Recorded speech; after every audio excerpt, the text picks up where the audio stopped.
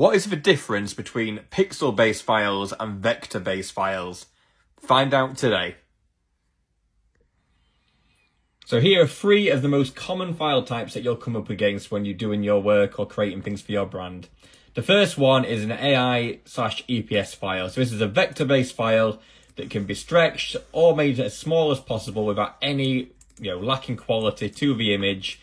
You also can place it on different backgrounds, or you can, essentially you can create anything from this. This is the file type that is what you want to make sure you've got for your logo, just so you've got no problems going forward. So this type is a PNG.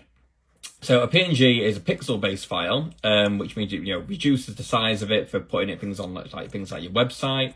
But if you do make it too big, it does start to pixelate. So you need to be a little bit careful and make sure it's saved out at a decent size so you can use it on most of your things.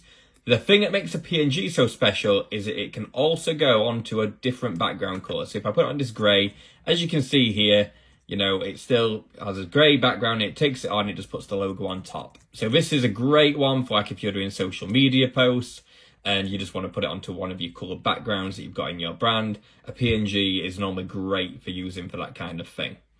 The other file type you might see is a JPEG. So this is probably one of the more common ones, but probably one of the more least usable ones in my opinion, what we tend to use. So the problem with a JPEG file is, once again, it'll pixelate if you go too big or too small with it. Obviously depending on the size that it was saved out at. But one of the main problems is that you can't actually sit a JPEG logo on top of a colour or on top of an image. So you'll get this white box that'll come around it, or, whatever colour box, I guess, is saved behind your logo at the time.